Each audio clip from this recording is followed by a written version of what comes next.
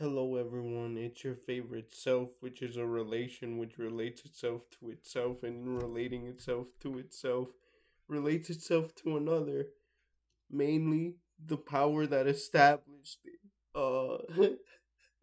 And today I wanted to address something which I've been getting a lot of questions about, both in email exchanges with my subscribers and also in comments. People want to know how I managed to keep such a positive attitude with the disability. Like, people say that I seem to be genuinely positive. And all I can say is that, like any human being, um I go through periods of my life where, like, I'm maybe not necessarily the happiest or the most positive. In fact, I was that way for a large portion of my life. Up until recently, if you saw my recent videos about being happy, you would know that therapy, or I guess finding the right psychologist slash therapist, was a big part of that. Um, but another main thing is what I like to call the consolation of disappointment. And you're like thinking to yourself, sitting there, like, huh, isn't uh disappointment required before you can receive any consolation? How can consolation or disappointment be consolation in itself? Um, well, because quite honestly, my life has been filled with disappointments.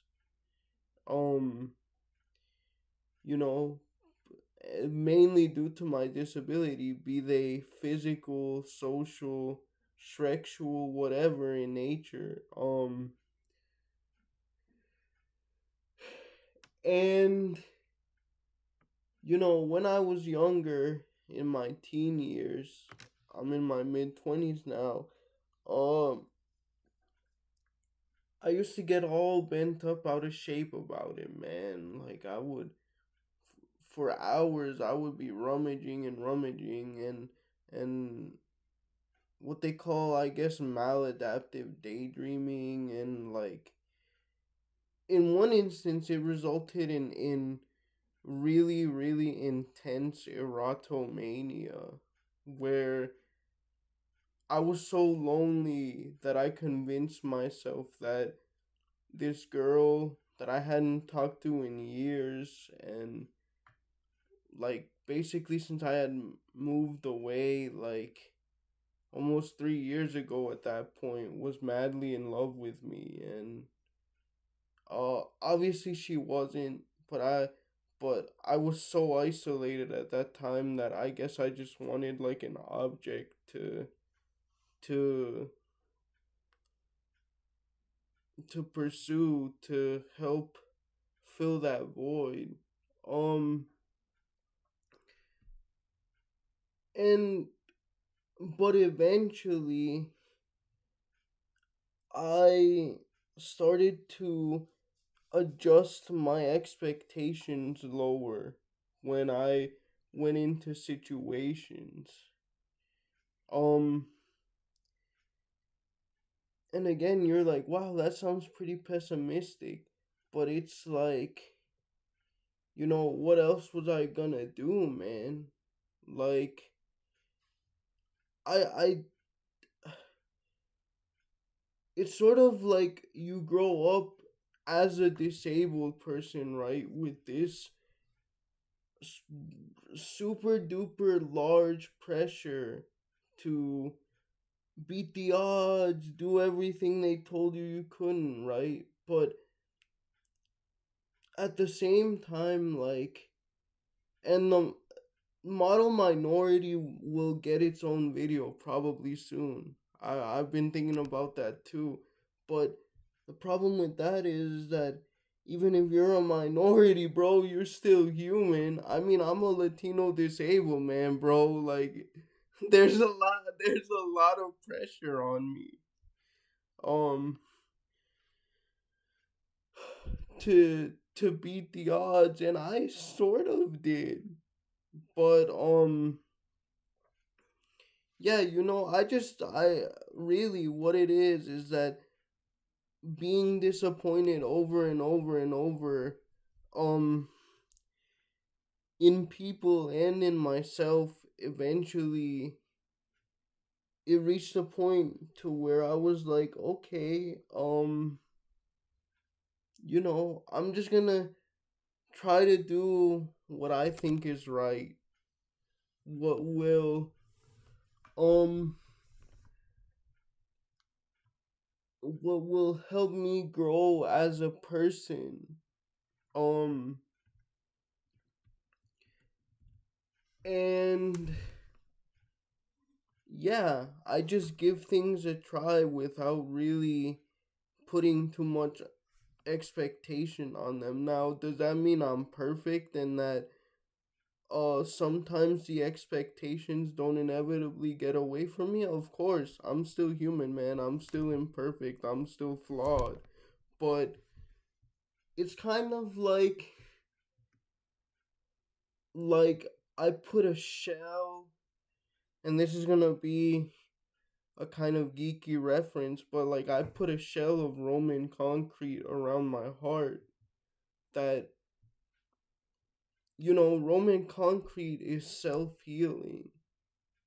Um and so really at times, at as time goes by, it's kind of porous and there's kind of some give into it, and they use like this special limestone mix where, like, as it gets um worn down and moved around, it actually heals itself. Like the crystalline mix, for some reason, I forget exactly why, but it, like, the holes fill themselves in within the porous mixture of the concrete.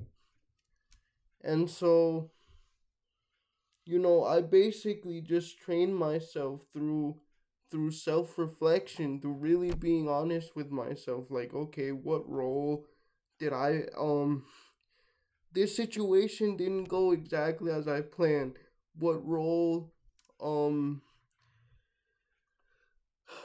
did I play in it not going well? What role did the other person play? Is it really, like, did I really do anything that wrong? What are the next steps? Um and I try and also fail but mostly succeed in trying not to catastrophize. Like, you know, it isn't the end. And the consolation of disappointment is another tool in that again, because I say, well, oh, this isn't the first time, X, Y, and Z person has done X, Y, and Z thing to me, right? Like, it's nothing I haven't been through before. Does it hurt? Of course it does. Um does it make me sad that it happened yet again?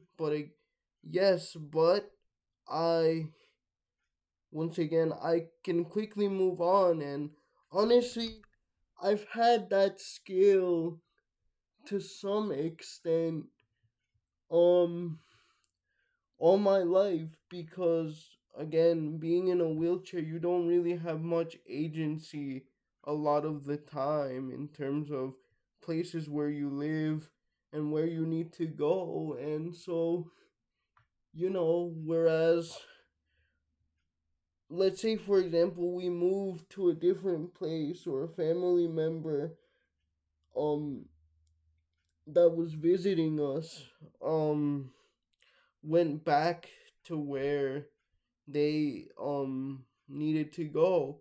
Whereas a lot of my other brothers would get really sad, especially, my only fully biological brother. I would always comfort him and be like, "Don't worry, like it's not that big a deal. We're gonna see them again." And like, I if if you grow up with a disability or a neurodivergency, or both, like, you learn that really quick because you have to. Now, because of my culture, because Latino culture, we're not really taught to process emotions. You know what I'm talking about, ponte las pilas and stuff like that. But again, as an older adult, I've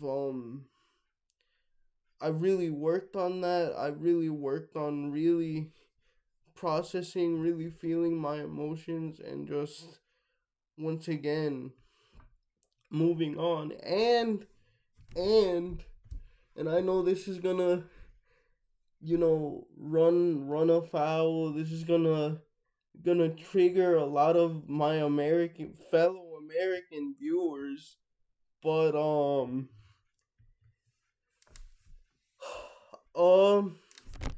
honestly, a lot of Americans feel like there's only one way to do something, and if you don't accomplish it, um,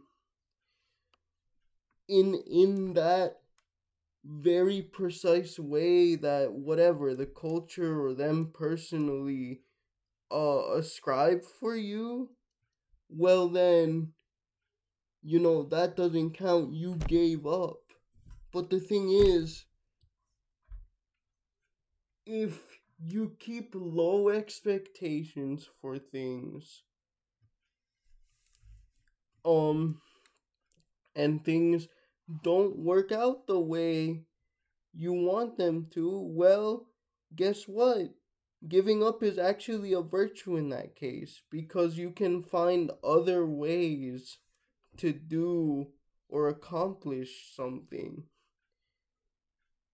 You know what I mean? But a lot of Americans are obsessed with doing things one very specific way, and if you don't, well, it's over. You gave up, or you didn't do it in this and that way. Those of you that grew up in the culture know what I'm talking about. Um and yeah, if they do go your way, well then you're pleasantly surprised. So yeah, the way I stay positive, guys, is the consolation of disappointment, or the pessimism of strength, or the nihilism of expectations. um Thank you very much for listening to my words. I hope you have a good day. Bye.